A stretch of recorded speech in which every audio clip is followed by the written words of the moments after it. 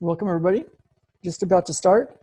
We're going to be getting Tom on in just a minute. Tom Giammatteo, one of my longtime teachers, mentors, and friends. So welcome.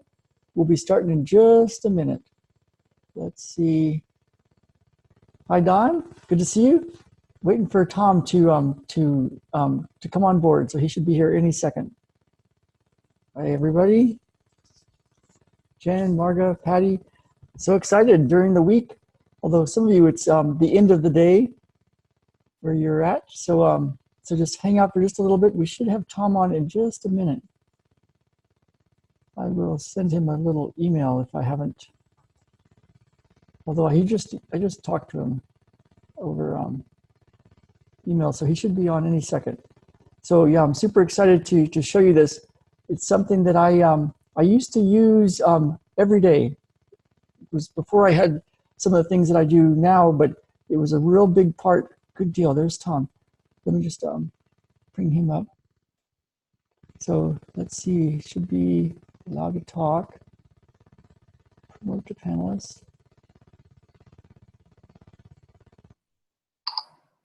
So almost should be there. Just a second. There he is. Oh, I wonder why Patty's there. Let me just move you and stop video on Patty. Join meeting. Hi, Tom. Hi, Ralph. How are you? Real good, real good. Let me see. I don't know why this is doing this. For some reason, I have one of our. Try to turn on my cameras for you, right? Yeah. Let's see. Unmute. You see me, Ralph? Not yet. Not yet. Let me see what I see over on this end. I think there you are. More. Promote to panelists. I already did that, I thought. Oh, I might have promoted Patty to panelist instead. Oh, this is looking better. Let's see. No, where'd Tom go? Okay, there's Tom. There's Tom. Okay, good deal. All right. So good to see you. Hey, Ralph. How are you? Really, really good. Super excited to do this. So, hi everybody. My name is Ralph Havens, and back in 2000, February of 2000, I remember it specifically. It was raining in Southern California, and the hotel that we were in actually had holes, and there was rain coming into the place. And it's the first time I ever met Tom and Sharon Giammatteo, Tom's wife. She's passed away now, and then Sharon's daughter Iolette. And I had my therapist working there that worked for me. I'm taking the class too. And when I first saw the flyer for this class, I thought they can't possibly teach us all this stuff, because they had all these very small, intricate arteries and veins and organs and all sorts of stuff that they were going to show us how to help people with conditions. And it was for the men's and women's health issues, the pelvis, that sort of thing. And I took a 3-day class, and what amazed me was we always tested before and after we did these techniques, and I was just learning the techniques. I didn't even know if I was doing them right, but I was feeling way, way better. And my running the rest of the week was way, way better. So something just told me sometimes you have inner wisdom, and it just tells you, you just got to do this stuff. And so I started having Sharon and her team come into my office a few times a year, and I started traveling every month. I was somewhere in the United States or Canada taking classes, 110 classes. And I think it was there was something in me that knew this was my answer to something, because I had a severe anxiety problem, and I tried my best to hide it. I thought I hid it, but probably there was a lot of people that knew I was like not doing good, not doing well. And I had a really weird sweating thing in my hands and feet that I didn't tell anybody for so many years, even after it went away.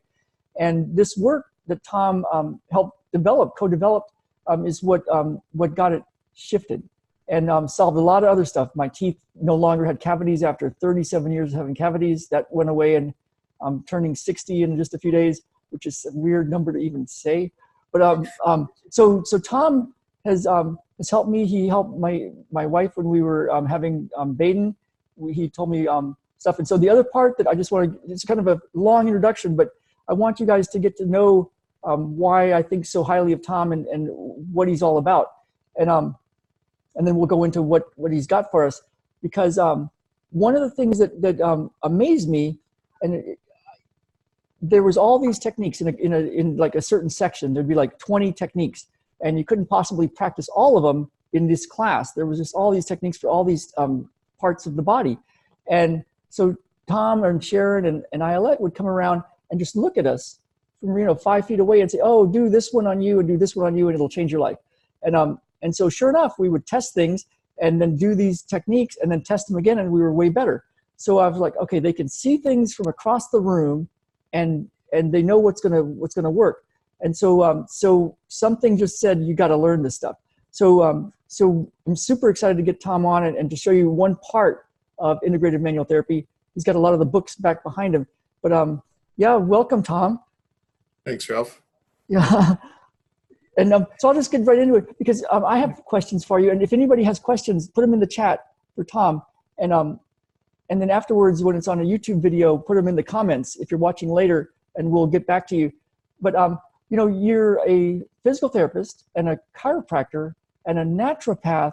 You have an acupuncture degree, and you're the developer of a whole body of work, integrated manual therapy. Can you give us a little background of why you did all that work and what, kind of where you started, what inspired you, what happened? Well, there were many things that went on. A number of them were that my wife and I were seekers, and we never stopped until we started to heal ourselves. And we searched out a lot of touch therapies. And I first, again, started as a physical therapist, and physical therapists are labeled pain and torture people. And then I decided to go to chiropractic school to increase my medical degree, education.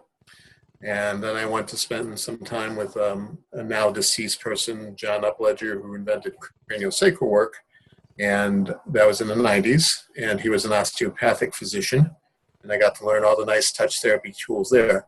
But every single system that I've learned, Ralph, from physical therapy to chiropractic to Reiki to acupuncture, they all talked about this tissue release, and they used to just call it a therapeutic pulse. It just felt like your shoulder would turn to butter. And my wife, Sharon, and I, and our group of therapists that work together weren't satisfied with that answer. We started to say, well, what really released? Was it an artery? Was it a vein? Was it the lymph system? And we came up with a vocabulary that transcended all these different disciplines. When you go and study one discipline at a time, they're very inclusive, and they focus on their words, and they never have anybody comparing side by side that has the education and the scope of practice to do that. So we became a team of 10, then 20, then 30, and even yourself, Ralph, you've contributed to the research that we've done, because you were a very high-level runner, and you were a distance runner, and so you brought the education to us about how runners work. And so when we didn't have the answers, we went back into doing research and back into our books, and then even to the point of you discovered some other therapies that you thought would blend well, and we start to incorporate those. So we've been at an inclusive form called integrative manual therapy. Each client will have maybe one fix that fixes their whole life, or maybe 10 of them. But we're never really bound down to the constraints of one system or another. So in that approach, we like everybody's approach, and we'd love to study from mentors that have cured different types of topics that we've been frustrated with. So we've always gone in and we developed a vocabulary that would mix those two together, that we'd have the same words for everything. If you learn Chinese or Japanese, they all had different words, but we would be able to say, oh, that sounds like a circulation technique, so let's call that an artery and vein, so we would be able to label. So, when you were a physical therapist practicing for a good number of years before you came to us, we started to give you answers of what your touch really felt like to you, right? Yeah, it was quite amazing. What do you think inspired you to go down this road? Like, a physical therapist and a chiropractor, you can have a certain traditional way of doing things, the exercise, the adjustments or manipulations, and thinking that the body is nerves and muscles and bones and joints, but not much else. What inspired you to look so deep like that? I think for my own personal healing, when I was a child and even all the way through chiropractic school, I had learning disabilities. I used to be dyslexic. I used to write my letters backwards. It was hard to fit into the normal square peg of an education model. But my mother was a learning disability teacher. She taught me some good skills. I always seeked out that I needed more help, and I kept getting the answers and looking for it. And it wasn't until 30 years old that I finally found Sharon and her work and my work together, and it started to realize that I've always had a headache since I was born. And that pain could never be verbalized by me because that was my normal state of being. So I would fidget around and move back and forth, and people would say, sit still, but I couldn't express that I was pain until after they took the pain away, and I realized that I had a headache every single day of my life, and my eyes were always blurred. Wow. How could I express that if that was normal for me, right? Yeah. So that was the real awakening, or the realization, boy, that structure, the body tissues, can actually lead to different functions. And so we brought the best of her knowledge and my knowledge and chiropractic fields together, and we started to develop, and this goes into the puzzle, and we came up with a vocabulary and a system that we can take. People who study with us can see the structure of a disease process and say, well, why aren't those tissues moving, and what do they actually function with? One example would be diabetes. The medicine looks at, well, you need to put insulin in. But nobody really asks a lot of questions like, why does the pancreas have, which is the organ that makes the insulin, does it have enough blood supply? Does it have enough nervous system to it? Does it have enough place to live under the diaphragm? And does the liver crowd it? So if the pancreas needs a square foot of space to make its function, and you squeeze it down to 6 inches, it's not going to produce enough chemicals. In Western medicine, it starts to add more drugs, and even the naturopath adds herbs, but they never really look at the body and say, what happened to the structure and where that comes in. I think that's the phenomenal piece of IMT, is to say we need to look at how does our body move, and if it's stuck or unable to function, how do we change that, and everything else changes along the way. Yeah, it's kind of like you said, asking questions like, why is it doing that? Why is it not making insulin? It must have been amazing times. What was it like back then when you guys were discovering all this stuff? I mean, that must have been crazy. Well, the discovery process continues even to today. We're always advancing. So we've taught maybe 10,000 students around the world, and they still refer in for harder cases. And we've shared a few clients before that are very difficult. So I'm always learning how to do it a little bit better, a little bit faster. And what we used to do 10 years ago and take us 4 to 6 months, now takes us 2 weeks to change. Yeah, that seems to be the thing. You get more and more difficult people with more and more difficult type conditions or things you haven't seen yet. And you've got to either just be complacent about it, or you've got to go figure more stuff out. And we really ask the question, what did I not do for that client to get them better, instead of blaming the client on, have an emotional issue, they have a mental issue, and that's part of IMT too. We take mind, body, and spirit in, and all those can be equal, and some can stress out others, and others are the door in. So we never let any stone unturned. And if I have a problem client, I go to my mentors and ask you sometimes for your opinion, and we look at it with different eyes. Yeah. I remember Kim Burnham told me that a story once where a therapist came up to her and said, well, I've got this guy, he's like 50-something years old, and he still wants to do this and this and this. And I just told him, well, you're kind of 50 years old. You got to quit trying to do all these things. And Kim told him, you got to go back and work on yourself and go figure out why you are limiting your client. I thought that was a good story. Yeah. So, and then there was so there's this part, because we're going to get into the reflection therapy, which is one part of this type of work, but there's the physical stuff. And like you said, the organ doesn't have the room or doesn't have the structure, and why is it not making insulin for the pancreas kind of thing.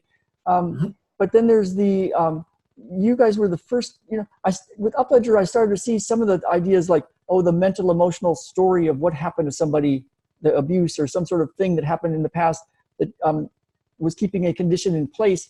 And I've got lots of stories now because of the work with you guys to learn stuff, to see that a mental pain or a emotional pain or a spiritual pain can be causing a thing. How did you guys figure that out? Or can you tell us a little bit about the background of starting to go into even beyond the structure and the physical and more into the mental and emotional and spiritual stuff? Well, one of the bases of IMT is it having a triangle of support. You know, your mind, body, and spirit is something that we really try to teach the student from the beginning to look at. And what Sharon and I felt was one of our contributions was to advance all forms of healthcare.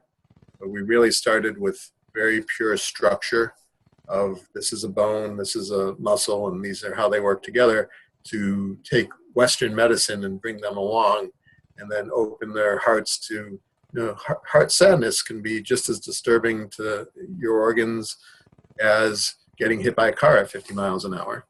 Really can. And we broached other therapies, clinical hypnotherapy we use dialogue, we use a lot of different approaches we studied and took one or two pieces off of that. But the triangle has to be equal. If your mind is worried, you can get a stomach ulcer. That stomach ulcer could lead to cancer. Or if you're really angry, your liver gets really tense and you can't lift your shoulder and you can have carpal tunnel from it. And we, really broach that all those are part of a person. And that goes back 6,000 to 7,000 years ago between Ayurvedic and Chinese medicine. They always talked about all those relationships. I think in the Western model, which really got to be very sterile, like you either have this or this, really got in 1920, the medical community only said, these are the type of medicine, this is the only medicine we're going to teach for medical school.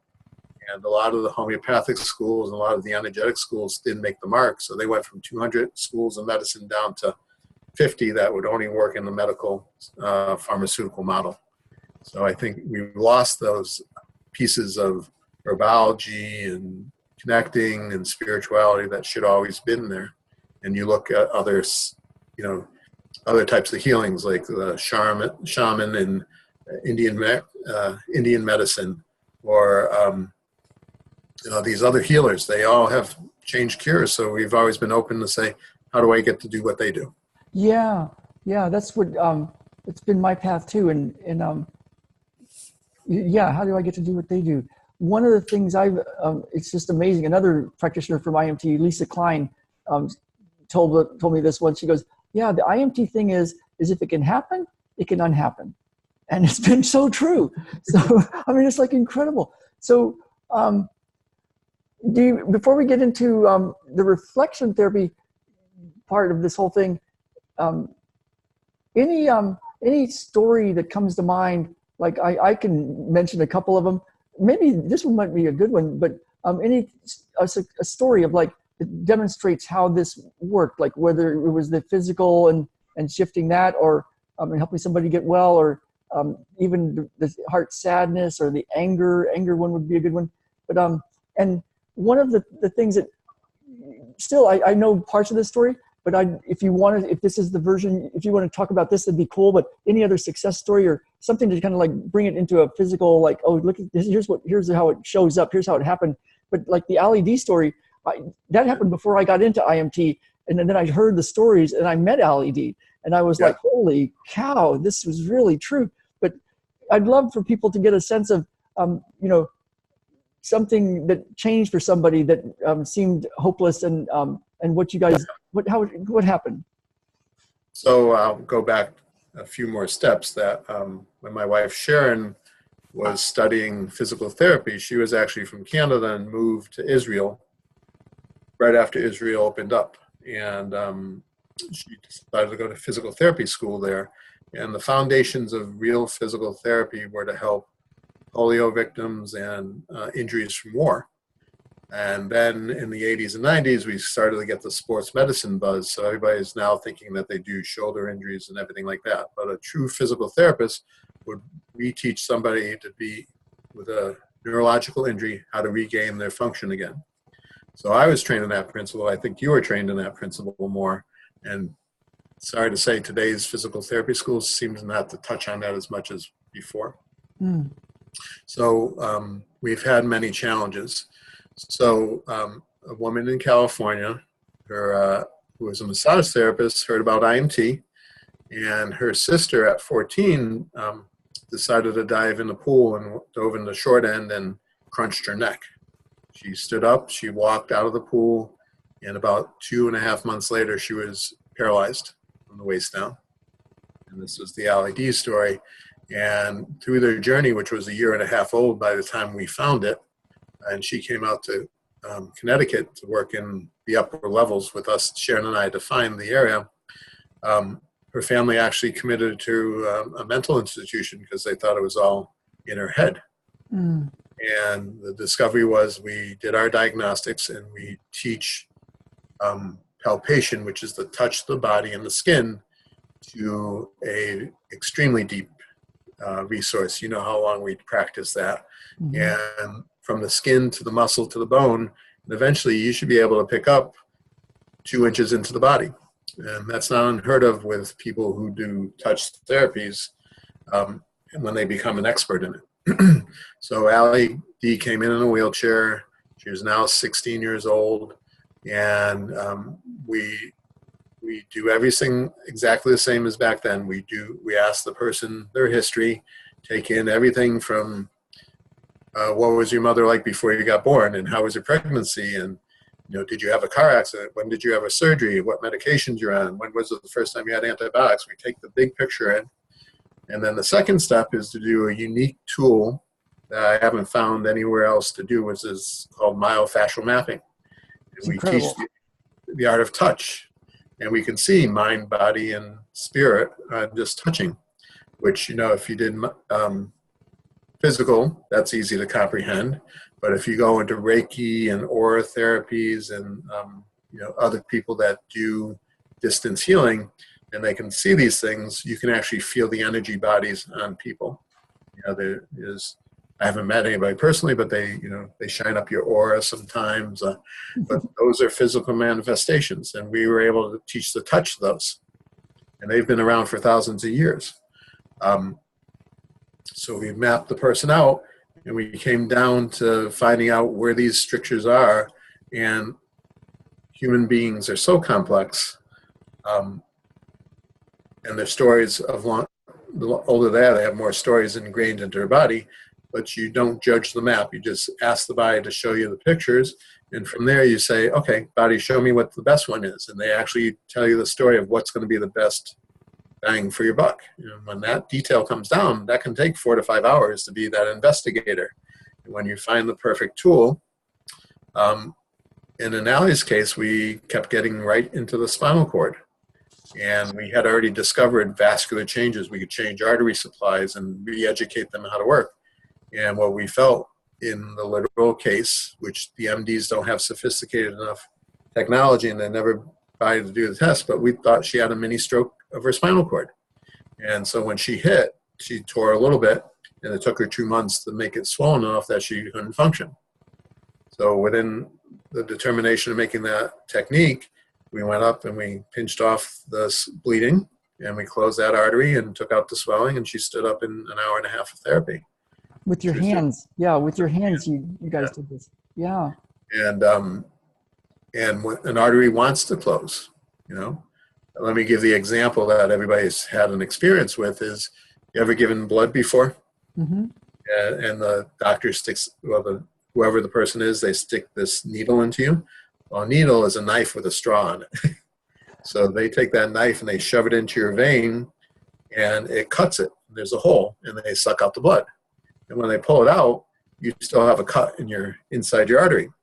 So that's where you get some black and blue marks on where they drew the blood, but you also feel like your bicep goes into spasm, right? It's pulling and tugging on you. And that's the bicep trying to close that tear. In IMT, we discovered a way of doing releases that help it sew up faster. And it can let go of the muscle spasm. So that ache that you had in your arm for 3 days is your bicep saying, if I open that up, I'm going to bleed to death. Inside. Yeah, and then there's like when people are in car wrecks, they can have a little tear in the blood vessels around the heart or in the heart, and then that could be causing a lot of the pain, right? As well, right? Like it doesn't have to be it could be something like that can be causing something where it irritates an artery as well. So it's the story, and it's just amazing when you get take off. You know, my example is the straw that broke the camel's back. And the camel's fallen over and you got all these straws. You have to figure out which are the biggest straws. And when you start to take them off individually, they are the summation of what that person presents with. And then anything else, like I was in a class in Boulder, Colorado, and the instructor was talking about the LED. It was double crush, and LED came up, and then Allie stood up. She was in the front row and did a cartwheel and said, "And I'm LED." So that's just an amazing story. I just got to see the end of it, but you got to see wheelchair to walking around regular. Well, that was a good 25 years ago, and she became a certified IMT practitioner through the school. She got a massage degree. She works with her brother who's a chiropractor, and they practice IMT, I believe, in the Colorado area now. And she has 3 children, and none of those symptoms have come back again. Yeah, that's awesome. That's amazing. It's beyond awesome. And then we will get to the reflection therapy, but we got some, I want to just check on this part. You guys have done a lot of work in the autism world. Anything you want to talk about, like some of these principles and what it could do to help kids dealing with that? Yeah. Well, autism, and you know, Ralph, I just finished another course on concussion. And back in the 70s, my teaching wife a course on resolving concussions. And my wife in the 70s actually did her PhD on what is a true concussion, which is called traumatic brain injury. So we've been in the field of reversing concussions for 30 years. And we break it down into all the planes, like what structures actually got crushed. How do you repair them? How do you get the nutrition to the body so it can heal itself? So, and we have another PhD, which was published by her daughter in probably 2005, where she reversed 6 cases of autism with the structural work of IMT and doing the nutritional components. Some think it's gluten, some thinks it's heavy metals. And for some few children, that golden bullet is it. But some of them you have to add 4 or 5 processes in, and also up in teaching the tissues how to have structure again. Especially with autism, they may have gotten a little bit of brain damage when they're younger, and that scar tissue as they grow up actually makes more and more irritations.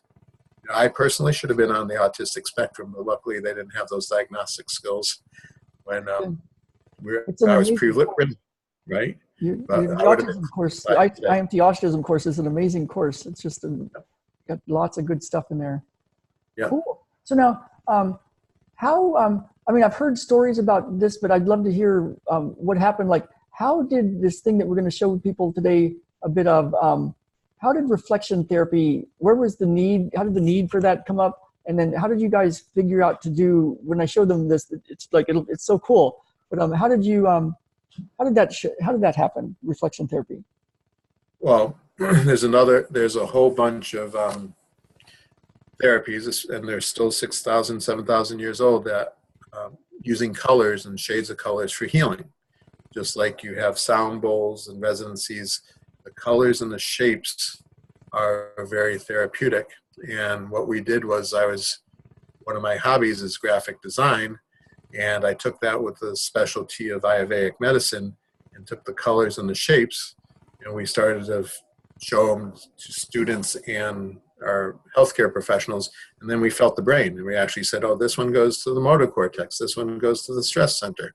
So it was a whole idea of like getting the images that we were able to shape and mix, and we still have about another 40 that I have to publish in the future. Oh, so cool. These matrices of colors actually defacilitate, and actually, I can't prove it just yet. I think they stimulate better neurotransmitters and calm things down. And the book is actually on photographic paper because we wanted the exact colors and the exact shapes. That it is a fully photographic quality book, that the colors and shapes. Now that the computer screens are getting a little bit better, we're going to get 80 to 90% of the same result by just showing what you show or passing these on to people. That's awesome. There's 2 parts to it. There's the shape and the color. that help relieve stress. And we've had just people in class. I've had teachers that have a rowdy class, and they put up the alleviation of mood for 3 to 4 minutes, and then the whole class calms down. And then there's the meditation state, which is coming from a clinical hypnotherapy that really get into the mind-body connection, where if you take the 5 minutes to look, take 30 seconds to look at the picture, and then you read the statement and do and perform what the statement does, and then you go look at the picture again, it puts in the structure of the body, plus the mind, plus the color and shapes, and you get like a 300-fold percentage on those pieces. Nice. And I so just have clients that found the book and headaches go away and stress goes away. Cool. Yeah. So you were feeling heads while you had somebody looking at pictures and images and stuff and figuring out where to go with certain things and what it did. Yes. Cool. Cool. That's awesome. We did it through the cranium instead of, you see the medical doctors opening up the head and having little needles in it. Yeah. You did it with your hands, feeling the head. We did the hands, no blood. Nobody was injured doing it. But the art of cranial body work is amazing. That's been around for 6,000 years.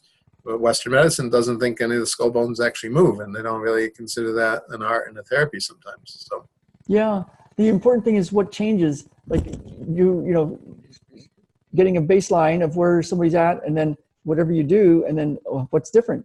And I know for myself, I had a friend that I used to go to dinner with, and he just bugged the crap out of me because he always talked about himself. He never stopped talking about himself.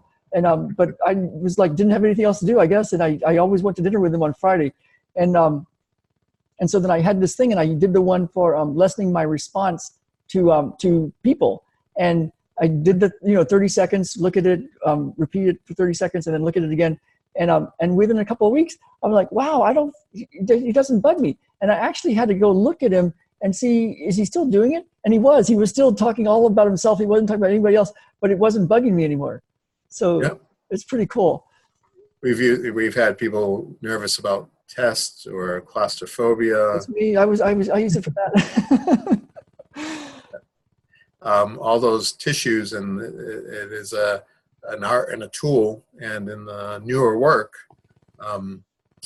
use those exclusively. That the advanced IMT student gives those for homework every day. So we are publishing those, and so we find out what the client wants and can do, and if they can do a lot of body work, we give them actually hands-on. If not, if they can look at a picture for 5 minutes, sometimes I just have the book sitting on the table while they're working on the computer. That helps eye stress and back pains out and things like that. So it's a wonderful tool that we've been playing with for a long time. Yeah, I love it. Let's see. So somebody, Gabby has asked, is there a way to apply a technique that shuts the monkey mind before sleep so I can get sleep, proper sleep? A kinesiologist told me that my adrenals are depleted to the max. I have the feeling I only keep my eyes shut during the night. Anything to tell Gabby? Sure. Oh, Gabby. I'm sure Ralph will share. I included 4 of these graphic art things. We're going to do that next, yeah. And so we can look through those, and all those in combination, or just even the one called Alleviation of Mood, is wonderful to look at before you go to bed. And then we have some homework that maybe Ralph will type up later, where you put your hand on your forehead, which is part of the limbic system, and the other hand would go to the heart. You hold that for 10 minutes, and then to the liver, which is down under my right rib cage. The last hand spot is called the sacrum. If you did 10 minutes, 10 minutes, 10 minutes before you go to bed, that's our insomnia technique. And it's a light type of acupressure. I'll put in an email to everybody. So the forehead and the little bridge of the nose to the heart, 10 minutes like that. This to the liver. Yeah. And then to the low part of your back, below your low back, the flat bone, your sacrum. Yes. Each of those. Cool. So I'll send that. Do that every day. It actually releases stress, and we call that the insomnia cocktail. Awesome. Okay. Awesome. So let's see. So Tom, so they get a taste of it, and they can kind of see how it goes. everybody can notice how you feel before. You know, you, of course, notice how you felt before you even got on the call, because some stuff shifts even being on the call with us. Yep. So you could be different even now already. But then you can test again after you get off the call and see how life is. And then you can get to this video and then watch it again. And I'm going to give you some information about Tom and how to get this stuff. But which one do you think would be a good one to do, Tom? Which one would you like to use? I think the alleviation of mood is always a fun one, but you also wanted to bring up the limbic, so I'm going to let you pick between those two. Well, I just know the limbic one was the big one for me. It's like, and let's do the limbic one. Because I put it in an email that I said, this is one of the things that I used to clear rage and anxiety in me. so let me see. Let me It's a good one for that. It's a good one. Let's see, limbic reaction to people. I think just to situations. So I'm going to put this up. Thank you for sharing this. So I'm going to share the screen, and then we'll go through this with Tom, and we'll have Tom do this with you guys. Does that sound good? So let me know. Does that sound like a plan? That sounds good. I'm going to get my book here of it. And okay, and I'm going to pull it on. It should be on the screen here pretty soon. Let me just see if I can. Okay, there it is. Do you guys see that? Can you see that, Tom? Yep. Okay. And what we're going to do is let's go to the picture, and everybody we're going to stare at the picture for 30 seconds. I'm going to ask you to close your eyes, and then I'm going to read you these sentences, and we're going to meditate on those sentences for another 30 seconds. So we're going to start the 30 seconds now. I'm going to hold that on my watch. Look at the shape, the color, just see how that makes you feel.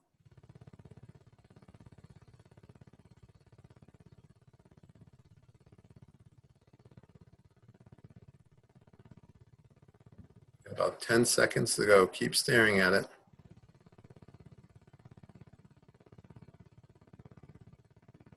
Okay, now close your eyes. Put a thought in your mind. I am not responsible for my reaction to, and use the name of a person that you know. Put a thought in your mind. I am not responsible for my reaction to the person you know in there. We're going to repeat that 10 times.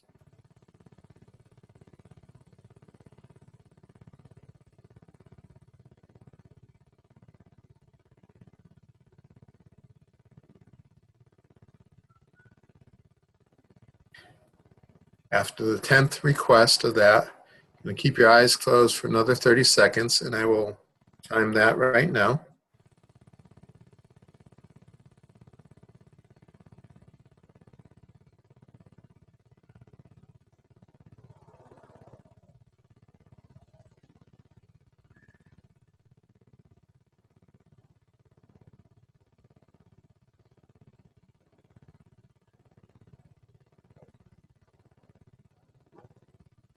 Okay, slowly open your eyes and look at the picture one more time. We're going to look at that picture for another 30 seconds.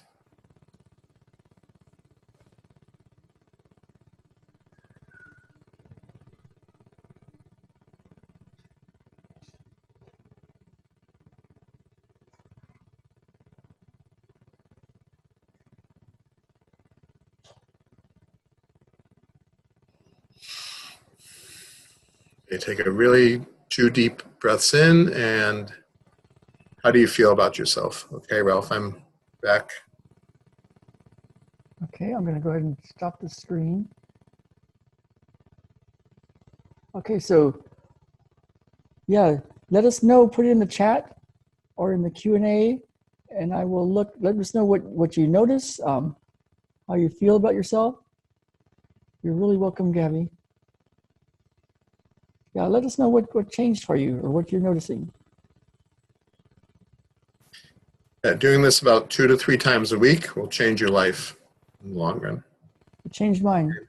Yep. So I know, yeah, was there people hopefully put something in there, what they're noticing with this? I know you have a whole supplement company, and we haven't even talked about all the stuff you do with nutrition and supplements and that whole world.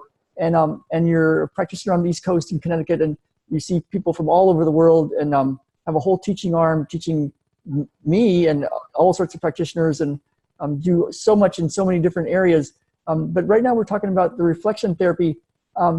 What's the best way for them to, I can put this in the links and stuff, but the best way for them to buy this book? It's an amazing book, one to have by your bedside and to use every night.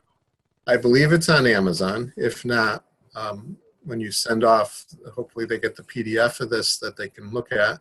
My website and my email are there, and that is www.IMTwellnesscenter. I as in ink, M as in Mary, T as in Tom, wellnesscenter.com. And email is info@imtwellnesscenter.com. And we'll be happy to ship one out from my office if Amazon is not carrying them. Great. That's awesome. Thank you, Tom. Yeah, and we'll be doing more with Tom. We've done some in the past, and we'll do more interviews and stuff, because you have an amazing amount of material for people, whether somebody's a practitioner or they're dealing with a condition, or they have a family member with a condition. Yeah, so I would reach out to Tom if you have any questions about anything. If basically, please feel free to contact us, and I usually set up a 15-minute appointment on the phone, and we can chat and figure out if there's a student in your area that can practice IMT with you, or we can go into further consultation about even nutrition and functional medicine, supplementation, figuring out how to get you out for some body work. All those are possibilities. My wife and I always felt there's too many sick people in the world, and this is too good a material not to be taught to the public. So, that's so true. That's our goal, is to have empowered everybody to figure out one or two things that will really help them get better. Yeah, and it's still going to be, we're on it, right, Tom? We're going to get this to the floor. It's so cool to have this for people. When Jen was pregnant with Baden, I was on the phone with Tom every week, maybe more than that, and Tom was telling me where, what was going on, and that's a whole other talk to like how somebody could see something over the phone, right? But he would say, yeah, work on this, work on that, and I did, and Jen was feeling better than ever in her entire life, and she was pregnant. And when she had Baden, it was like a date day. We were just hanging around. I was working on her a little bit. It was just a hangout date time. So yeah, anyway, we have a lot of experience with many issues that the Western medicine have given up on. Yes, that's the truth. That is basically it. My office is slightly smaller now, but we used to have 30 doctors working in the office together, and we'd get all the hard cases from all over the world. And that's where I hope to build this to in the next couple of years again, to be the Mecca or the Mayo Clinic of bodywork and manual therapy to help people get better. I think it's happening. I see a lot of stuff shifting in the world. Yep. So let's see what people are saying. Thank you both so much. Mood definitely lifted, incredible. When I stared at the image, I saw an orange circle around the blue square. I saw the orange circle within the larger circle. I felt stronger as I repeated the mantra. I feel less contracted in my heart. Amazing plan. Great. So I will send you guys the replay link and the contact information again. And then, all right. And thanks, Ralph. Tom, this has been amazing, really cool. You're welcome, and thank you, man. Yeah, it feels good. I saw a lot of gold light around the center of the picture. Magical. Yeah. All right, Tom, so good to see you, man. We'll talk to you soon. All right. Bye, everybody. Blessings to everybody. Bye now. Bye.